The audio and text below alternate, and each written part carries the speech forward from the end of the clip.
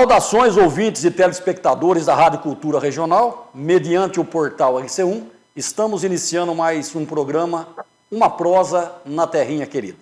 Hoje, uma grande, mas eu digo grande mesmo, satisfação de falar com essa menina, formada em letras pela Unesp de Araraquara, em 2015, e tão logo formada, prestou concurso para o Tribunal de Justiça de São Paulo, como escrevente, onde exerce com mister sua profissão.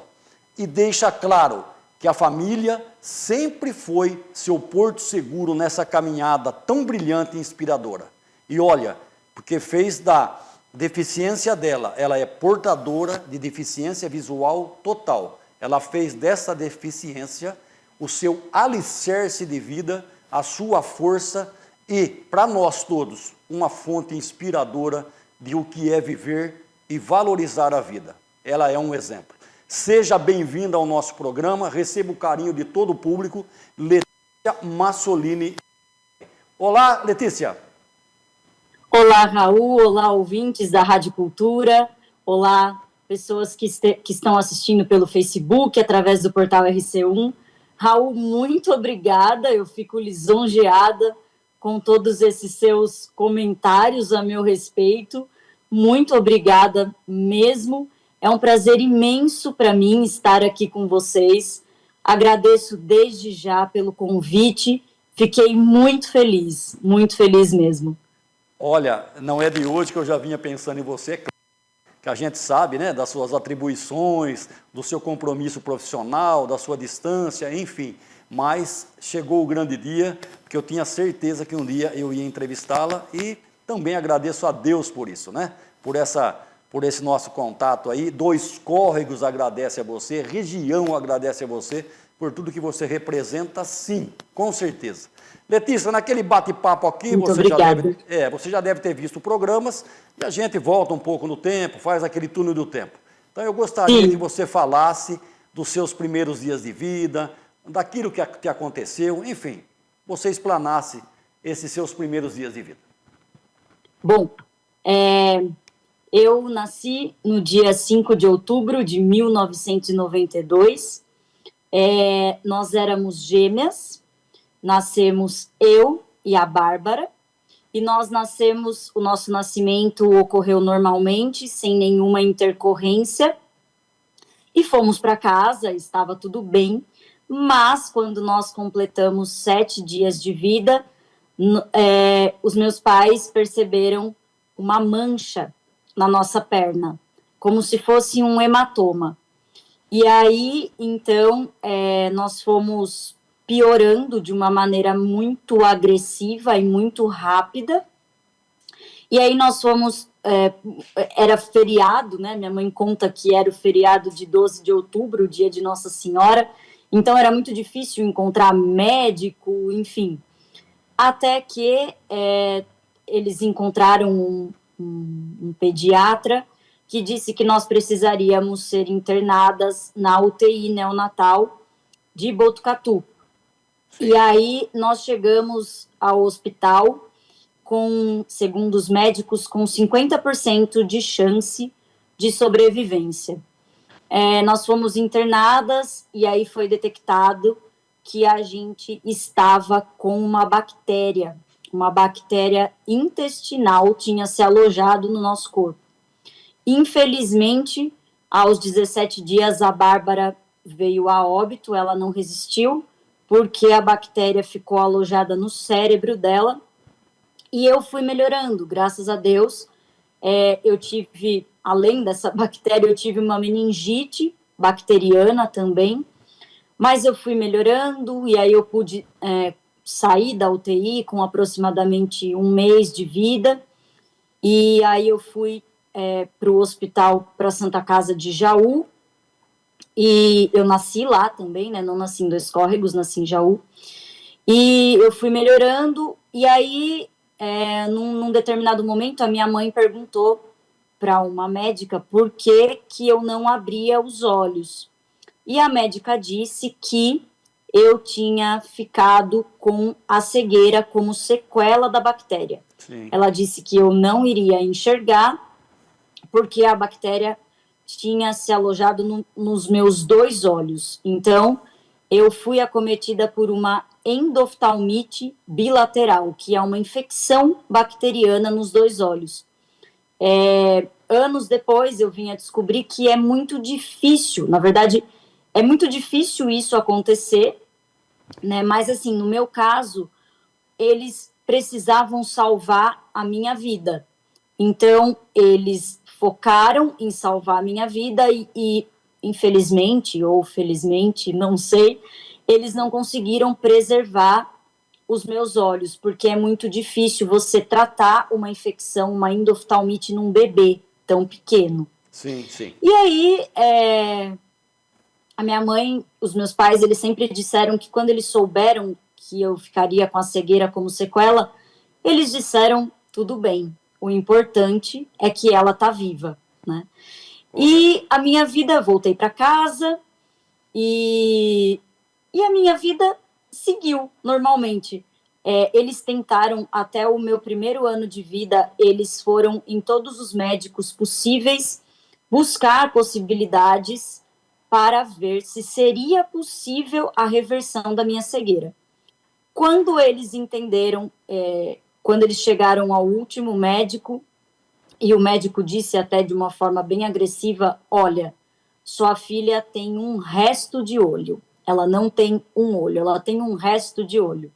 Então, o que vocês têm que fazer é focar na reabilitação dela para que ela tenha uma vida normal, sendo cega. E aí, com 1 ano de vida, os meus pais descobriram o CEPRI, que é um centro de reabilitação para deficientes visuais, ligado à Universidade Unicamp.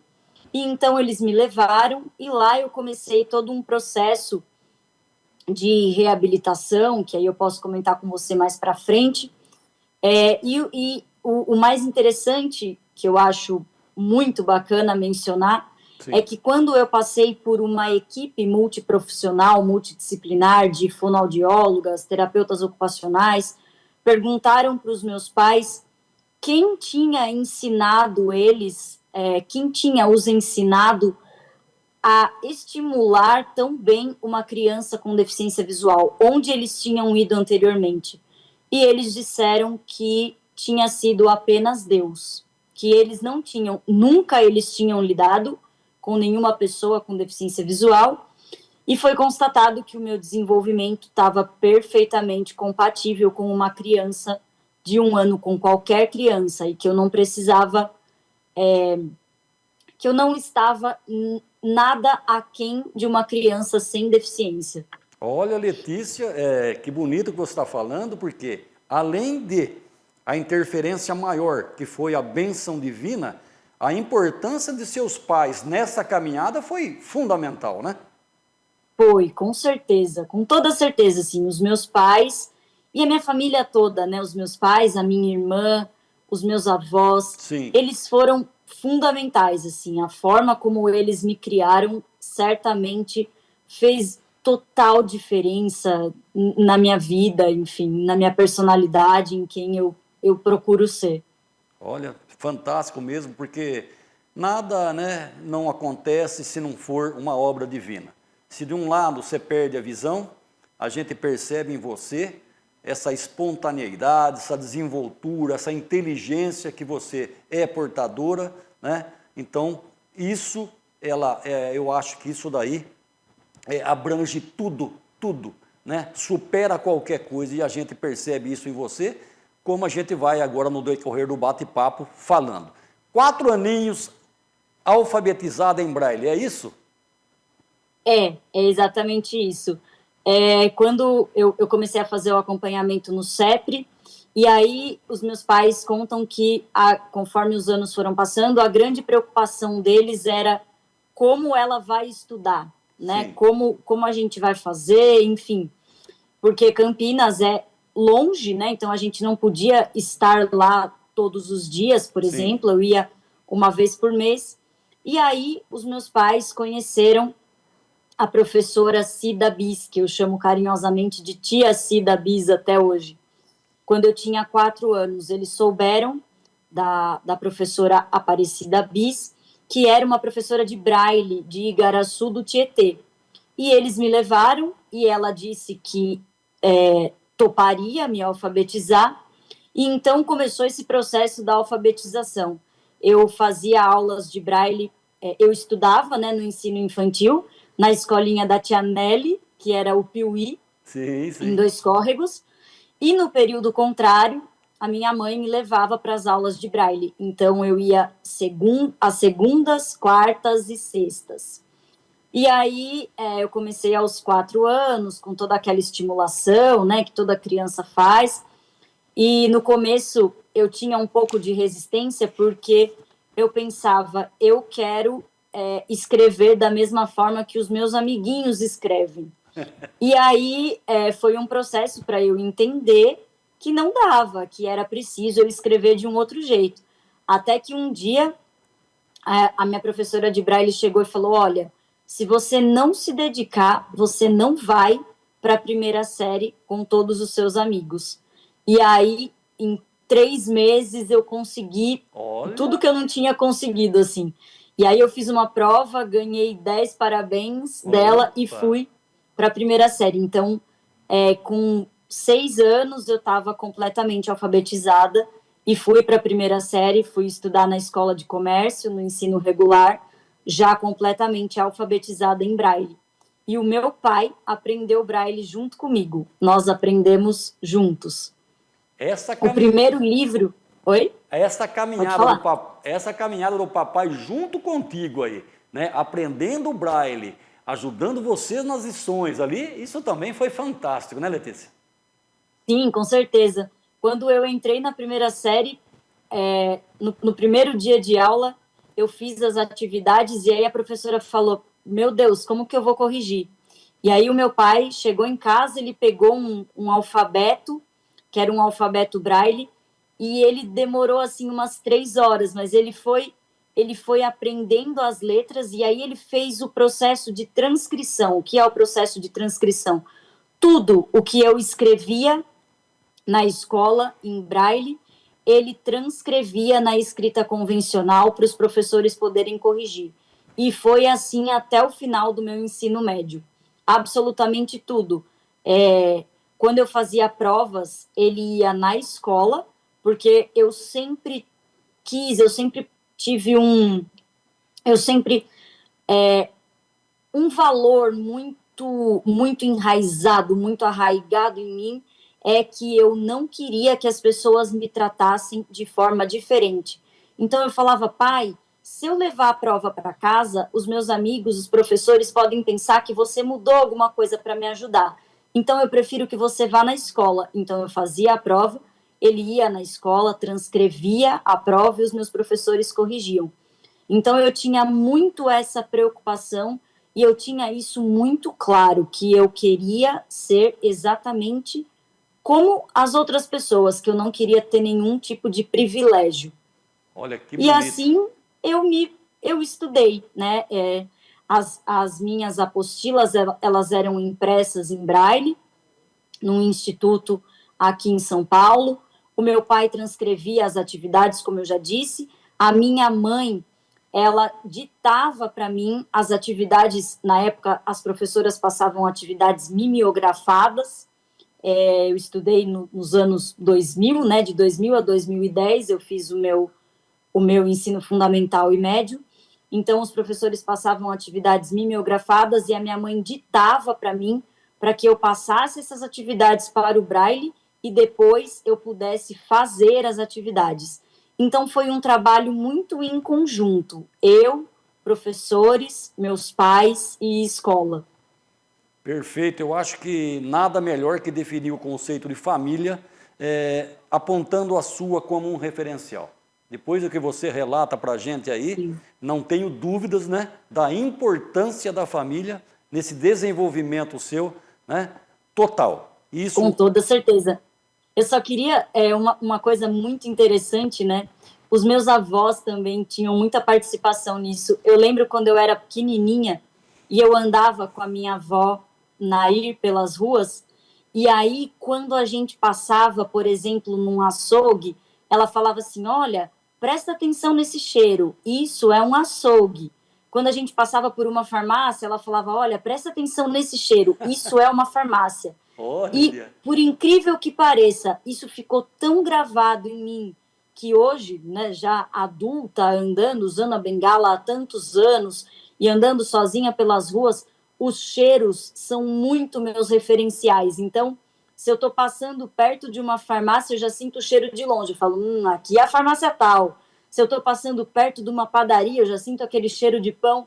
Então, isso foi a minha avó que me trouxe, sabe? Que O bacana. meu, Que sim, bacana. o meu avô Idílio, pai do meu pai, ele me levava todos os anos, quando eu fiz a faculdade, ele me levava para Araraquara, me levou durante os 4 anos, toda semana, religiosamente, ele me levava e depois, na sexta-feira, ele ia me buscar na rodoviária de Bocaina e me trazia para casa. Ó, Então, assim, toda a minha família colaborou muito, desde o início até a minha formação em letras. muito bom, porque a gente agora você ainda conclui com maestria, porque foi família na sua abrangência mesmo, né? Na sua totalidade, né?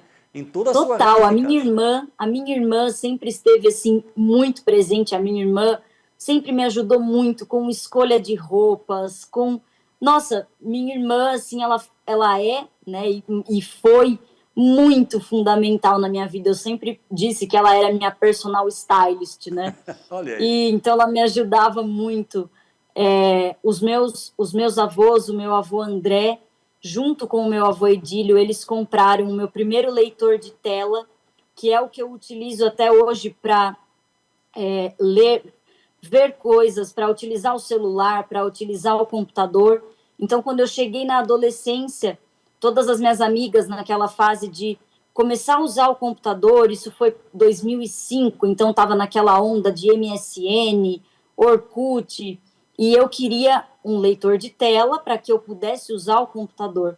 E aí os meus avós, eles se juntaram e compraram o primeiro leitor de tela que eu tive lá nos anos de 2005, que era muito difícil, né? Não é como é hoje. Então, assim, todo mundo participou de uma maneira muito ativa mesmo. Perfeito. A entrada na faculdade de letras e claro, a conclusão, o que representou para você? Nossa, foi um sonho, né? Quando eu saí do ensino médio, eu sempre disse que eu queria estudar fora e que eu queria morar fora. Então, eu tinha feito AVD na Unicamp, que são atividades da vida diária, e aí, na minha adolescência, as terapeutas ocupacionais foram me preparando para isso. Então, eu fui aprendendo a cozinhar, fui aprendendo a cuidar da casa, fui tendo aula de orientação e mobilidade. E aí, quando eu terminei o ensino médio, eu falei, vou prestar letras. Era final de 2010, e aí eu fiz o vestibular na Unesp, fiz a primeira fase, passei, falei, uau, que delícia. Fui para a segunda fase. Fiz a segunda fase, quando saiu o resultado, nossa, foi o primeiro dia mais feliz da minha vida. Falei, eu não acredito. E aí era o Unesp de Araraquara. Aí eu falei, bom, não tem ônibus de Dois Córregos para Araraquara. Então, o que nós fizemos? Morávamos eu, meu pai e a minha irmã. Meu pai falou, você pode morar fora a partir do segundo ano. No primeiro ano, você vai se acostumar com a cidade, com o lugar. Então, nós nos mudamos para Jaú, para que eu pudesse, porque de Jaú para Araraquara tinha vans que eram fretadas e que levavam os alunos. Então, nós nos mudamos e eu cheguei no primeiro dia naquela universidade gigante e fui com a minha bengala, encontrei um, um veterano que também era deficiente visual, ele tinha feito ciências sociais, ele assim, esmiuçou todo aquele campus, ele que me ensinou a andar naquele campus inteiro, e aí a minha jornada começou. Então, assim, foram anos maravilhosos, e aí a partir do segundo ano eu fui morar em Araraquara, e aí o meu pai e a minha irmã voltaram para Dois Córregos, e eu fiz muitos amigos, foram anos maravilhosos, maravilhosos. E quando eu concluí, né, no final de 2014, início de 2015, a formatura foi, assim, o segundo dia mais feliz da minha vida. Foi realmente a realização de um sonho, sabe? Eu fiquei apaixonada pelo curso, fiquei apaixonada pela faculdade, tive muita acessibilidade lá dentro, tive meus perrengues também, mas a gente consegui driblar todos, e é isso, assim, foi uma conquista e tanto.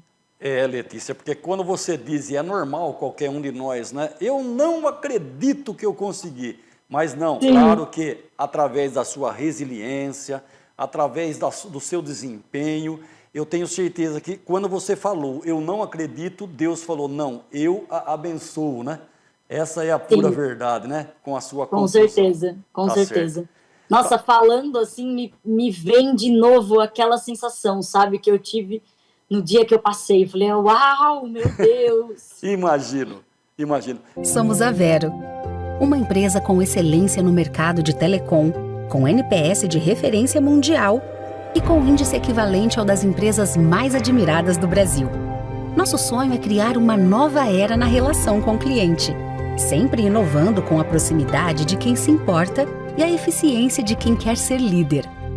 Nós não queremos ser mais, queremos ser melhores, superando as expectativas dos nossos clientes com a proximidade de quem se importa, porque a Vero é do tamanho do seu mundo.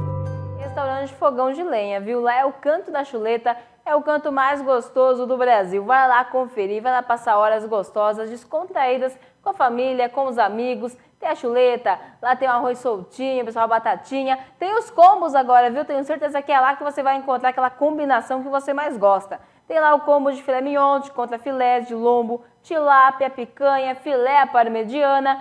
Tem lá os refrigerantes, o suco natural, o chopp geladinho, as batidinhas, os drinks. Vai lá, pessoal, em Restaurante Fogão de Lenha, o Canto da Chuleta. Letícia, vamos lembrar um pouco aí, porque Letícia é eclética também na área musical. Quem não já viu a Letícia aqui na Igreja Matriz, enfim, em corais, e aí, e aulas de violão, toca violão. Eu queria que você falasse um pouco dessa sua parte musical. Eu sempre amei a música. Eu me lembro como se fosse hoje, assim, eu tinha por volta de 7 anos, e aí a gente ia na missa, e uma vez a gente chegou num terço que estava acontecendo na sede mariana, e eu ouvi o grupo Shalom cantando. E aí começou assim, e eu falei, uau! E aí o meu pai estava do meu lado, eu falei, pai, eu quero cantar e quero tocar como eles. E aí meus pais falaram, tá bom, você quer entrar numa aula de violão? Então a gente vai colocar você. E aí eu comecei a aprender a tocar violão com a Carol Ursulino. Quem não conhece a Carol também, né? Um grande beijo para ela. E aí eu comecei a tocar e comecei a me apaixonar. Depois eu fiz aula de violão também com a Cris Mazuia. Cris, um beijo para você. E aí eu comecei a ter música na escola e participei de um coral na escola de Dia das Mães. E aí, quando eu tinha mais ou menos uns 14 anos, não, menos, uns 14 anos, eu fazia parte de um grupo católico, né, chamado Perseverança. E aí eu fui convidada para cantar um salmo na igreja. Sim. E aí eu fui, cantei, e a partir daí eu continuei e nunca mais parei, na verdade. E aí eu cantei em vários corais, eu passei assim, por vários instrumentos, aprendi um pouquinho de teclado, aprendi um pouquinho de escaleta, aprendi um pouquinho de percussão, mas eu nunca me profissionalizei, nem no violão, nem nesses outros instrumentos, assim. Certo. A música, ela é a minha, sei lá, a minha fuga e, ao mesmo tempo, o meu encontro com Deus, comigo mesma, com o meu eu mais profundo, sabe? Então, assim, tirar uma música no violão, eu sempre toquei de ouvido, né? Eu nunca usei partitura, etc. E então eu fui desenvolvendo um ouvido para tirar as músicas. E foi assim, a música para mim, ela é, sei lá, ela é a representação concreta do divino, sabe? Eu acho que é a forma como mais eu consigo me encontrar com Deus, assim. Então, ela sempre fez parte da minha vida e encontrei muitas pessoas maravilhosas nessa caminhada, principalmente dentro da igreja, né, que era o lugar que eu mais gostava de, e que eu mais gosto ainda, na verdade, de exercitar essa paixão, né, pela música. Sim. E então, assim, é sempre muito maravilhoso e muito transformador para mim. Eu tenho certeza que muitas das pessoas que estão nos ouvindo agora vai dizer o seguinte: cantava e encantava, porque Letícia, porque Letícia tem um espírito reluzente. Isso não resta dúvida disso aí. Letícia, concurso no TJ de São Paulo, no Tribunal de Justiça, como foi? Nossa, foi outro grande presente, né? Outra grande surpresa. Eu sempre gostei da área pública, né? E eu, desde muito novinha, eu falava, eu quero trabalhar com alguma coisa que eu possa ajudar as pessoas, enfim, eu quero trabalhar no serviço público. E aí, quando eu saí da faculdade, na verdade, quando eu estava terminando o ensino médio, eu já comecei a prestar concursos. Então, eu prestei um concurso para a Prefeitura de Dois Córregos, para telefonista na época. E aí eu passei, e eu até fui chamada, mas como eu tinha acabado de passar no vestibular, não aceitei, né? Claro, falei, agora eu vou fazer minha faculdade, né? Mas eu queria prestar concurso para treinar, para ver como era, etc. E aí eu prestei um concurso também para a Câmara Municipal de Jaú. Na época eu tinha acabado de fazer 18 anos. E, assim, para minha surpresa também, passei e foi bem bacana, nessa mesma época do vestibular. E ao longo da faculdade eu também prestei outros concursos para professor, inclusive para professora da rede municipal de Dois Córregos. Opa. E fui aprovada também, não pude assumir porque eu não tinha concluído o curso de letras, mas fui aprovada para professora de português. E aí, quando eu saí em 2015, eu estava naquela confusão mental, assim, sabe? Que eu acho que a maioria, né, dos recém-formados ficam. Eu tinha acabado de fazer 22 anos e eu falei, nossa, acho que eu não quero dar aula. E aí eu falei, meu Deus, sabe, levei aquele susto, né?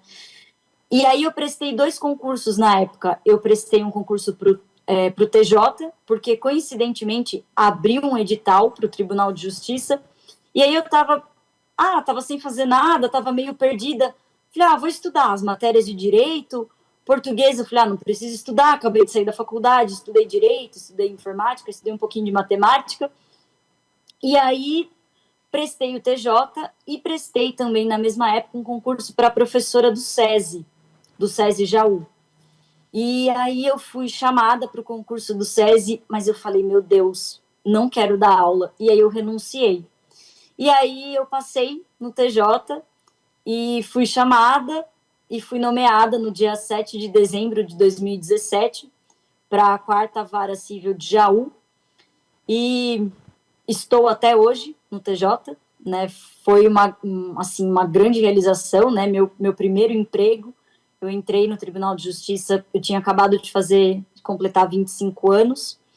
E aí eu estou até hoje. Fiquei por 2 anos na comarca de Jaú, fiquei por 3 anos na comarca de Dois Córregos, e agora eu estou aqui na comarca de São Paulo, no Juizado Especial Civil de Itaquera, Fórum de Guaianazes.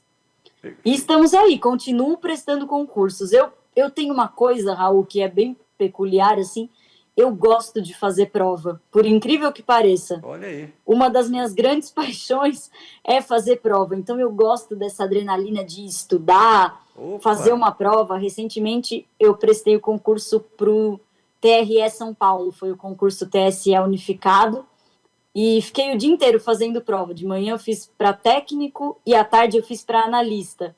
E agora estamos aí, esperando o resultado. Muito bom. Letícia, essa é uma curiosidade minha e creio de bastante gente. No seu trabalho, especificamente no Tribunal de Justiça, ele atende às suas necessidades ali no tocante ao trabalho? Atende sim. Na verdade, o TJ, ele disponibiliza um leitor de tela para todos os escreventes com deficiência visual. Sim. Então, a gente usa o JAWS, que é um programa instalado no computador, E, assim como os demais leitores de tela, existem vários. Qual é a função dele? É ler em voz, né, uma voz robotizada, não é uma voz humana, ler em voz tudo aquilo que aparece na tela. Então, qual é o meu trabalho? Eu já tive várias funções, né, dentro do meu cargo, mas basicamente eu leio os processos e dou o andamento necessário. Então, eu expresso documentos como ofícios, alvarás, certidões de honorários, mandados, cartas precatórias, faço a certificação de prazos, né? Todo mundo sabe que num processo judicial tem prazo para tudo. Então, eu sou aquela pessoa que certifica e falo, opa, o seu prazo acabou, vamos dar o andamento necessário. E é assim, como qualquer escrevente. Então, sim, a acessibilidade do Tribunal de Justiça atende totalmente às minhas necessidades e eu consigo realizar o meu trabalho com total autonomia e independência, como qualquer outro escrevente, graças a Deus. Letícia, antes que eu passe algumas fotos aí para a gente bater um papo, eu quero deixar registrado aqui que a senhorita participou da corrida 4 de fevereiro aqui em Dois Córregos com a guia Elisângela Sabadini. Como foi essa experiência aí? Nossa, foi uma das experiências mais maravilhosas que eu tive na minha vida. Eu estava numa fase muito... Eu queria liberdade, eu queria algo diferente. Sim. E aí eu tenho um amigo que é corredor paralímpico. Ele é um atleta, assim, ele é um atleta de alto rendimento mesmo.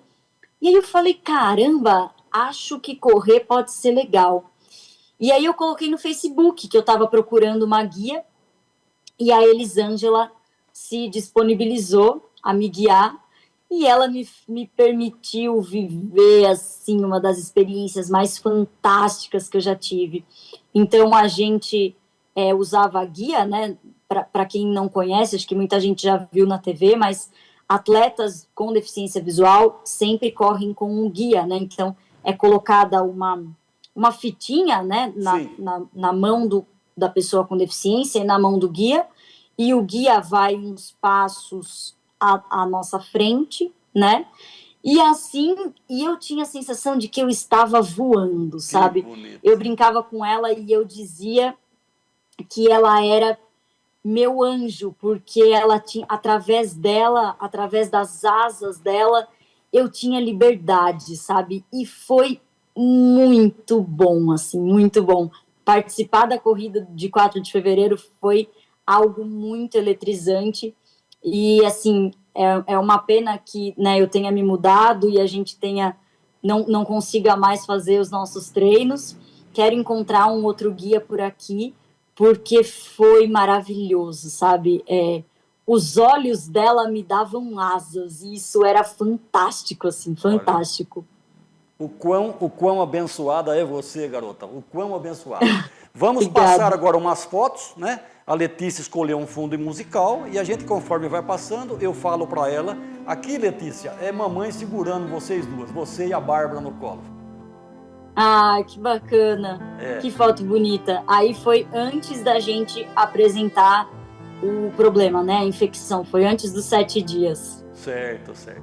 Aí você em branco e preto, pequenina também aqui, cabelinho, curtinho, muito bacana. Temos também aí, ó, o seu pai em várias fotos aí, um painel muito bonito aí, você no teclado, você com o papai, você na formatura com a sua beca, muito bacana. Você também aqui brindando com o papai, porque ninguém é de ferro. Tem hora que você tomar uma cervejinha também, né? Com certeza. Você no teclado, né? Tá aí com o papai, com o maior orgulho do pai. Aqui com a sua beca de formatura, muito bacana. Letícia diante dos microfones aí, cantando. Vamos lá. Aqui, você com o seu cachorrinho querido aqui, abraçado. Nossa, o Bob foi meu super companheiro, assim, da vida inteira. Infelizmente ele faleceu, mas meu amor eterno. Aí, era um poodle. Muito bom. Agora aqui você tá com uma galera aqui, vocês estão fazendo alguma maniabilidade aqui, parece um exército, todo mundo sujo, o que aconteceu aí? A gente era criança e os meus avós maternos, eles têm um sítio, né? Eles moram no sítio. E o meu pai sempre foi, assim, o aventureiro da família. Então ele levou todo mundo para um barro, era argila pura. E era um atoleiro e a gente simplesmente se afundou na lama, todo mundo. Sou eu, a minha irmã e os meus primos. É um treinamento vamos brincar aqui, um treinamento do BOP rural aí. Exatamente. Muito legal. Vamos lá, Mauro. Aqui você com uma motocicleta, de frente a algum instituto, o que seria um museu, o que é ali? Sim, na verdade, o meu pai, ele sempre teve moto e eu sempre, era uma sensação de liberdade também. Então, eu ia, ele me colocava atrás, né, e a gente ia para várias cidades. A gente chegou aí para Minas de moto e quando estava tranquilo, ele falava, abre os braços, sente o vento. E aí ele parou nesse lugar e fotografou, assim. Então, eu sempre amei, eu amo moto, sou apaixonada por moto. Olha aí, legal. Aqui você e uma colega na formatura aqui. Sim, sim. Provavelmente deve ser a Jana, que morou comigo durante os 4 anos. Ela é minha parceira, assim, minha irmã de coração, sabe? Muito bom. Aqui você está numa praça, me parece, ou um coreto, ou algo semelhante, com a sua galera de música, uma banda aí. Ah, tá. Eu tive uma banda também, para além dos corais na igreja, eu tive uma banda secular, né, que a gente diz, e a gente cantava sertanejo, era na época, eu tinha uns 18, 19 anos. Muito bom. Aqui... E nós éramos os 3 cegos. Muito bom. Aqui um recorte de jornal, né, em que você aparece em 2 fotos, um jornal branco e preto aqui com uma homenagem. Muito bom. Vamos lá? Aqui sim, a conexão musical, né? Isso, exato. Nós éramos um trio. Aí, bom. Aqui também, como você gosta de moto, já falou, dá pra ver que você tá ou numa agência, você tá perto de um monte de moto aqui. Sim. Legal. Você novamente no microfone, né? E terminou. Letícia, saiba que foi um prazer imenso falar contigo, tenho certeza que todos, né? A sua recepção sempre já foi boa, sempre aqui, quando esteve ao lado da gente aqui em Dois Cotas. Embora a distância ainda, o coração permanece nessa amizade tremenda com você, pela espiritualidade, pela força de vontade, enfim, por tudo que você representa para a terrinha querida aqui, que leva o nome do programa. Então, Letícia, depois de tudo isso aí, eu gostaria que você deixasse as considerações finais ao programa. Olha, eu quero agradecer imensamente. Dois Córregos, sem dúvida nenhuma, é o meu lugar, é a minha raiz, é o meu chão. Hoje eu sou casada com a Vivi. Sim. E ela também se apaixonou pela terrinha querida. A mãe dela também se apaixonou. Não é à toa que Dois Córregos é conhecida como cidade amizade, né? Então, foi aí que eu nasci, foi aí que eu estudei, foi aí que eu me criei, foi aí que eu fiz amigos, foi aí que eu aprendi a andar de bengala, foi aí que eu descobri tudo, né? Aí é o meu lugar e, no futuro, a gente pretende voltar a morar aí na terrinha querida. Então, Raul, muito obrigada. Eu gostaria de agradecer também a atenção dos ouvintes. E eu gostaria de deixar um recado de feliz ano novo para todo mundo, que seja um ano próspero, abençoado, cheio de paz, saúde, e que cada um de nós, independentemente das nossas limitações, das nossas dificuldades, sempre tenha em mente que sonhos são para ser sonhados e para ser realizados. Então, que cada um tenha a capacidade, se dê a oportunidade de sonhar e de realizar, porque nada é impossível. Muito bom, nas suas palavras reconfortantes, a gente agradece. E para mim não levar um puxão de orelha, né, porque me veio agora à cabeça, claro, as fotos foram demonstradas, essa figura de luz aí é filha do Clóvis e da Rosana Rumachelli, tá certo? Não podemos esquecer o nome desses 2 grandes amigos meus. Então, Letícia, fica com Deus, um beijo no seu coração. Um beijo, até mais, Raul. Feliz ano novo, tudo de bom. Muito obrigada. Opa, um abraço. Até mais.